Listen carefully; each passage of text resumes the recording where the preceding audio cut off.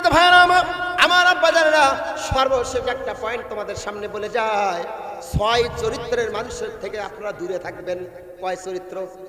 আমার মুখ থেকে কথা বলবো না, প্রতিটি কথায় আমি দলিল দিব কোরআন থেকে। সুতরাং আমার কথাকে ভুল করতে হলে কোরআনকে আগে ভুল করতে হবে, ঠিক না? 6 চরিত্রের মানুষ যেখানে দেখবেন, খবরদার ওই জায়গায় যাবেন না, ওখানে গেলে আপনি বিপদে পড়বেন। 6 চরিত্রের মানুষের সঙ্গে সব সময় দূরত্ব বজায় রাখবেন। এটা পাবেন আপনার সূরা কলামের মধ্যে 10 থেকে 12 নম্বর, আর সূরা কাহাফ আয়াত নম্বর 28। ভালো করে মিলে নেন। 1 নম্বর দেখবেন যে মানুষগুলো কথায় কথায় কসম করে। আল্লাহু আকবার, যেরকম আল্লাহু আকবার। 1 নম্বর আল্লাহ পাক বলেন, পৃথিবীর মানুষ শোনো, যেই মানুষগুলো কথায় কথায় কসম করে, এরকম প্লেয়ার আছে না নাই? এরকম পাবলিক আছে না নাই? কথায় কথায় যারা কসম করে, চুলের কসম, হাতের কসম, এলাকার কসম, আমার দলের কসম, আমার নেতার কসম, বিভিন্ন কসম খায় কি খায় না? আচ্ছা বলেন তো, কসম হবে একজনের নামে, তিনি কে? একমাত্র আল্লাহর কসম ছাড়া, আল্লাহে বিল্লাহে তাল্লা ছাড়া দ্বিতীয় কারো নামে কসম করা যাবে না। আমার আল্লাহ পাক বলেছেন, যে মানুষগুলো কথায় কথায় কসম করে, এদের থেকে তোমরা দূরে থাকবা। ওদের সঙ্গে থাকলেই তোমাদের জীবনটা বরবাদ হবে। সূরার নাম কলাম, আয়াত নাম্বার 10। আল্লাহ পাক বলে, ওয়ালা তুতি কুল্লা হাল্লাফিন মাহিন। যারা লাঞ্ছিত, যারা অপমানিত, অপদস্থ এবং যারা কথায় কথায় কসম করে, আমার আল্লাহ বলে, ফলা তুতি, খবরদার তাদের আনুগত্য করবে না, অনুসরণ করবে না, ওদের থেকে তোমরা দূরে থাকো। 2 নম্বর আল্লাহ পাক বলে, পৃথিবীর মানুষ শোনো, যারা চগলখড়ি করে, আছে না নাই? এই চগলখোর পুরুষদের চাইতে মেয়েদের মধ্যে আরো বেশি। একজনের কথা আর একজনের কয় আর কয়, বুবু কাকো জানি কোশ না, এদিকে 6 জায়গাত করছে, আবার ডেলিভারি দিচ্ছে আর বলতেছে হু জানি কাকু বলিস না। খবরদার চগলখড়ি করবেন না। আল্লাহ পাক বলেন, হাম্মাসিন মাশাইম বিনামিম, পশ্চাদে নিন্দা করে যে, চগলখড়ি করে যে, এই চগলখোর আর নিন্দাকারী, এদের থেকে তোমরা দূরে থাকো। নবীজি বলছেন, আল্লাহ পাক বলছেন কোরআনের মধ্যে, এই পশ্চাদে নিন্দাকারী, চগলখড়ি করে যারা, ওদের থেকে তোমরা দূরে থাকো, কারণ ওদের সঙ্গে থাকলে তোমাদের জীবনটা বরবাদ হয়ে যাবে, জাহান্নামী হয়ে যাবে। 3 নাম্বার, যারা ভালো কাজে বাধা দেয়। কোন কাজে? গত 16 বছর ওয়াজ মাহফিল করলেই খালি বাধা আর বাধা।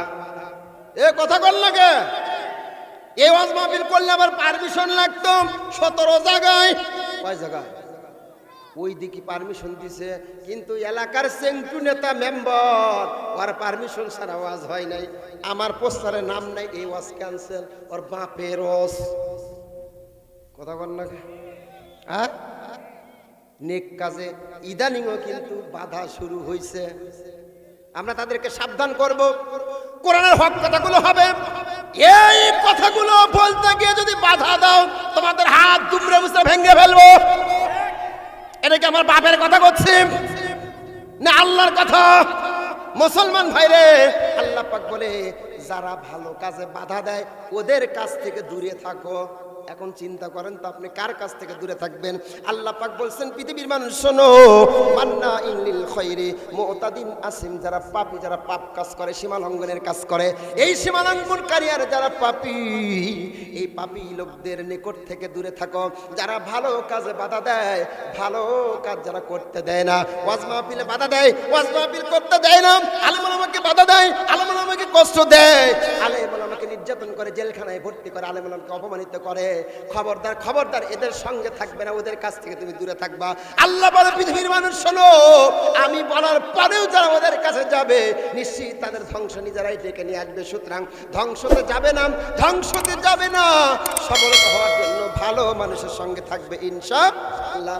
এবার 4 নম্বর আল্লাহ পাক বলছেন, পৃথিবীর মানুষ শোনো, যাদের হৃদয়টা আল্লাহর জিকির থেকে গাফেল, আল্লাহকে স্মরণ যারা করে না, আল্লাহকে যারা মনে করে না, ওদের কাছে তোমরা যেও না। আল্লাহ পাক বলে, ওয়ালা তুতি মান আগফালনা কলবাহু, পৃথিবীর মানুষ রে, আমি আল্লাহ তোমারে দয়া করে ভালোবেসে একটা সিদ্ধান্ত দেই, একটা পরামর্শ দেই, খবরদার যারা আমি রবকে স্মরণ করে না, আমি রবের জিকির যারা করে না, খবরদার ওদের কাছে তোমরা যেও যেও না।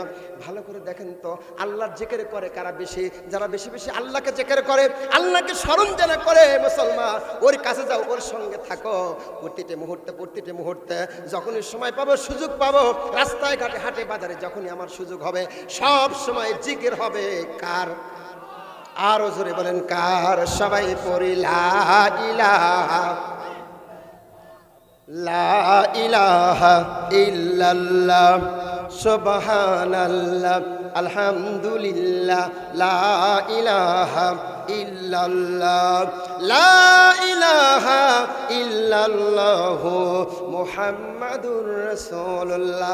সকলে বলি সাল্লাল্লাহু আলাইহি সাল্লাম। তাহলে 4 নম্বর কথা গেল, যাদের হৃদয় আল্লাহ বিমুখ, আল্লাহকে স্মরণ করে না, ওদের সঙ্গে আমরা থাকবো। 5 নম্বর, যারা মন পছন্দ জিন্দেগি চালায়, মন মতো জিন্দেগি চালায়, মন যা কয় তাই শোনে, ওয়াজের প্যান্ডেলও আসে, গানের প্যান্ডেলও যায়, ওদের সঙ্গে তোমরা থাকিও না। আল্লাহ বলে ওয়াত্তাবা হাওয়াহু, যারা মন মতো জিন্দেগি চালায়, মন মতো জিন্দেগি চালানো যাবে না। আল্লাহ যেভাবে চলতে বলছেন সেভাবে চলবেন, মন মতো চলবেন না। যদি চলেন জীবনটাতে ধন্য হবে না, আপনার জীবনটা জাহান্নামী জীবন হবে।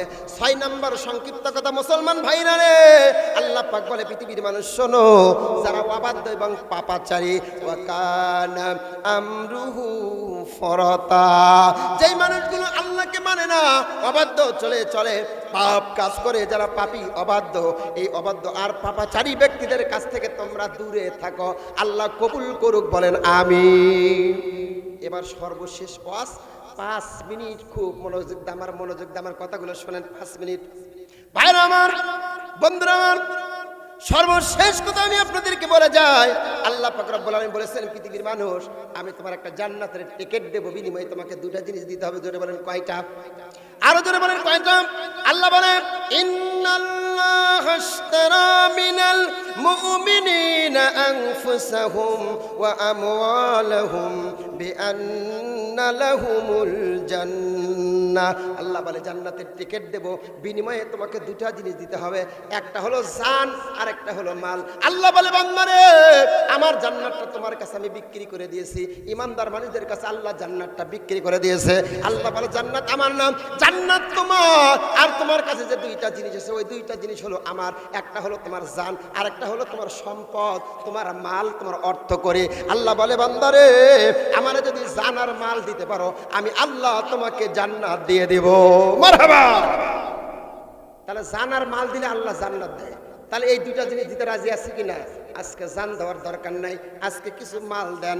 এই যে সামনে মসজিদ, এই মসজিদের উন্নয়ন কল্পে আজকে এই মাহফিল এত চমৎকার করে সাজায় গুছাই দিয়েছে। ভাইরা আমার, সময় তো আমার নাই। আল্লাহ রাস্তায় 1টা টাকা দান করলে আল্লাহ পাক রব্বুল আলামিন 10টি পুরস্কারের কথা কোরআন থেকে পয়েন্ট আকারে বলা যেত, সেদিকে আমি যাব না। তবে ছোট্ট একটা কথা বলে যায়, আল্লাহর জমিনে আল্লাহর দ্বীন কায়েম করার জন্য, কোরআনের জন্য, ইসলামের জন্য, মসজিদ মাদ্রাসার জন্য যদি 1টা পয়সাও নিয়ত করে দান করতে পারেন, আল্লাহ রাব্বুল আলামিন তোমাকে আমাকে গ্যারান্টি দিয়েছে, তোমার জান্নাতে যাওয়ার কোনো চিন্তা নাই, জাহান্নামে যাওয়ার কোনো ভয় নাই। আল্লাহ পাক দান করলে জীবনের সব গুনাহ মাফ করে দেয়। আল্লাহ পাক দান করলে 1 টাকা দান করলে 700 টাকার সওয়াব দেয়। আল্লাহ পাক 1 টাকা দান করলে দুনিয়াতে নগদ 10 টাকা দেয়। আল্লাহু আকবার। সবচেয়ে বড় কথা হলো, আল্লাহ রাস্তায় দান করলে আল্লাহ পাক রব্বুল আলামিন ওই ব্যক্তিকে জান্নাতুল ফিরদাউসের গ্যারান্টি দিয়ে দেয়।